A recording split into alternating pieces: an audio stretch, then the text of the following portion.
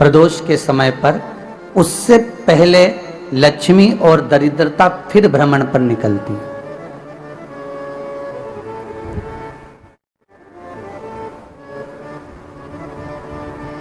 शिव भ्रमण कर कर जब वापिस आ जाते हैं, हिंदू धर्म में पीपल के वृक्ष की जो गणना वराह पुराण में करी गई है, 4 बजे से 7 बजे तक शिव के भ्रमण का समय बताया है शाम को।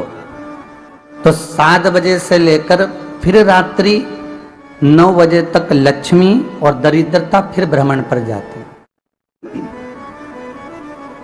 इनका एक समय निश्चित है महाराज। भ्रमण कर कर आ जाना। अब इस बीच में जब लक्ष्मी और दरिद्रता दोनों निकल कर जा रही हैं, तो दोनों एक भाव रख कर जाती हैं कि आज हमको कहां प्रवेश करना है।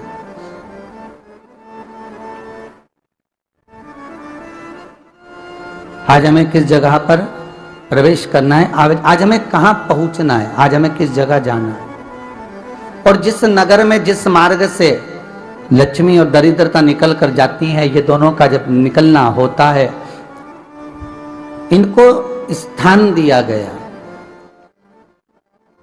जहां पर स्वच्छता हो, घर के दरवाजे पर रंगोली डली हुई हो, द्वार पर जल छीटा गया हो।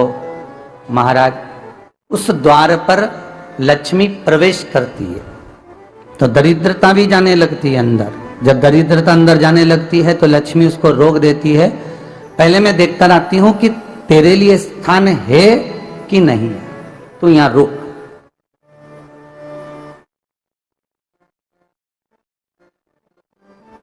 कुछ देर तक दरिद्रता बाहर खड़ी रहती है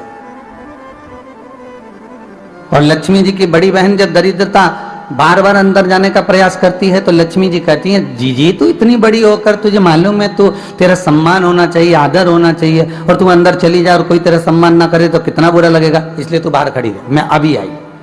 अंदर जाती है और जब लक्ष्मी जी भ्रमण कर लेती हैं, अंदर प्रवेश कर कर आती हैं और प्रवेश कर कर आती हैं तो दरिद्रता पूछती है चले अंदर। तो लक्ष्मी जी कहती हैं, तुझे मालूम नहीं है क्या जीजी कि जिस घर में मैं प्रवेश कर जाती हूं उस घर में फिर दरिद्रता नहीं जा सकती, क्योंकि ये तेरा वचन था, ये तेरा वचन था।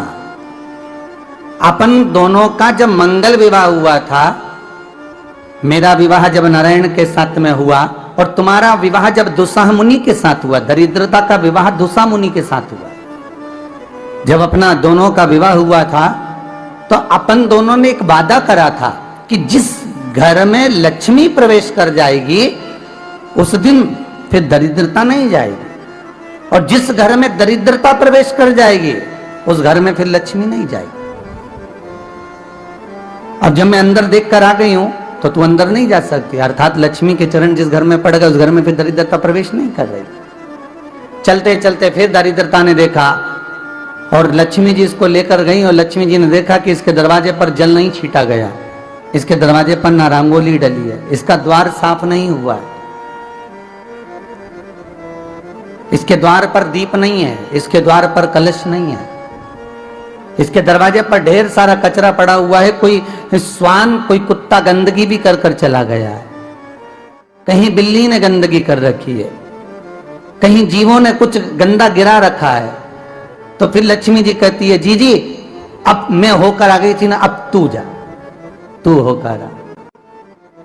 और दरिद्रता प्रवेश करती है तो अंदर जाकर क्या देखती है दरिद्रता कि इतनी सवेरे से मैं घूमने इनके दरवाजे पर आई और ये तो सब चादर तान के चकाचक गुर्राटा भर भर कर सो रहे हैं। तो दरिद्रता कह देती है, तुम्हारा भाग्य ही बेकार है, तुम्हें क्या करूं, तुम ऐसे ही सोते रहो। और दरिद्रता गुस्से में बाहर निकल कर आती है, लक्ष्मी से कहती है, लक्ष्मी तू इसके घर में जाना ही मत। तो दरिद्रता को कहती है, जीजी तेरी बात नहीं मानूंगी क्या मैं? लक्ष्मी जी बोली, मैं तेरी बात नहीं मानूंगी, बिल्कुल नहीं जाऊंगी इसके घर में, तू चिंता मत कर, चल आगे चल। फिर आगे बढ़े। ये लक्ष्मी और दरिद्रता का प्रवेश है।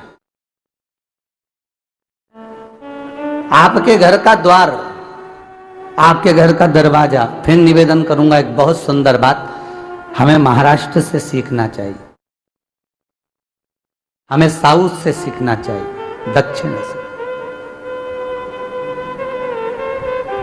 जिस समय पर भक्ति देवी यमुना जी के घाट पर रो रही थी अपने पुत्र ज्ञान और वैराग्य को गोदी में लेकर, समय देवऋषि नारद ने एक प्रश्न किया था कि तुम कहां पर पोषित हुई हो, तुम्हें ऊर्जा कहां से प्राप्त हुई? तो कहा मैं गुजरात से तो चली हूं। और वहां से चलती चलती भक्ति देवी कहती है मैं बहुत दुखी होकर, बूढ़ी होकर, द्रवित होकर, बड़ी दुख में वहां से चलते चलते जब मैं महाराष्ट्र में पहुंची तो मैंने वहां जाकर देखा कि वहां पर लोग हर पल हर घड़ी ब्रह्म मुहूर्त में उठकर स्मरण करते हैं, नाम जाप करते हैं और दरवाजे पर जल छीट कर रंगोली डालते हैं। तो कह रही है कि वहां पर मैं थोड़ी अवस्थावान होने लगी, वहां मुझे अच्छा लगने लगा।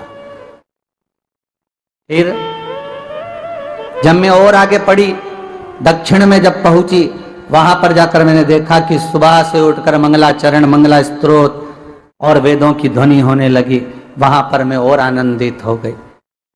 हमें कुछ चीजें महाराष्ट्र से सीखना चाहिए कि वहां रहने वाले जो भगत हैं, वारकरी संप्रदाय के जो भक्त होते हैं, वैष्णव जो धर्म के भक्त होते हैं, उनका नियम है सवेरे के समय घर में पानी है कि नहीं है, पर जब भी वो घर का दरवाजे के बाहर थोड़ा ना थोड़ा पानी तो छींट ही देते हैं। और छींटने के बाद फिर वहां पर अपने यहाँ तो दिवाली पर रंगोली बनती है जी, और वहां पर रोज की रंगोली बन जाती है कि कभी हो सकता है परमात्मा राह भूल कर हमारे घर में प्रवेश कर जाए, इसलिए वहां प्रतिदिन की रंगोली,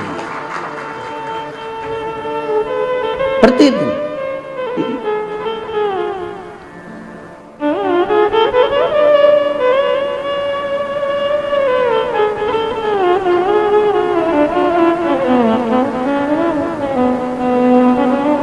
हमें सीखना चाहिए थोड़ा सा।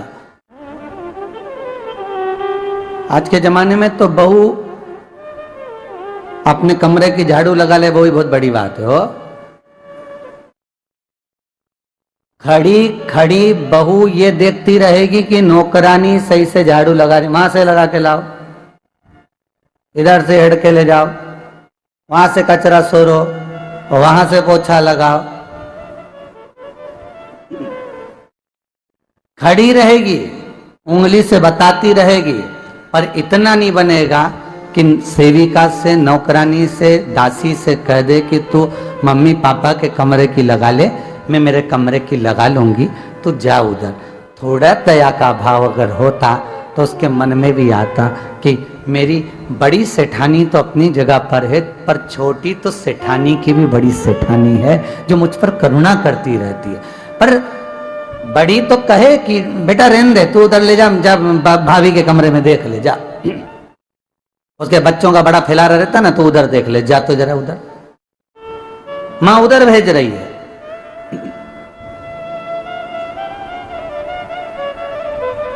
थोड़ा सेवा का भाव हमारे भीतर हो। और एक निवेदन तो हमेशा करा है और अब आज भी करता हूं, पूरे घर की सफाई करवाओ, पूरे घर में तुम पोछा झाड़ू जो चाहे करवाओ, मना नहीं है। पर एक निवेदन है, रसोई घर के अंदर बहू और बेटी ही जाकर भोजन बनाए तो अन्नपूर्णा सदा कृपा करती है महाराज। बहू और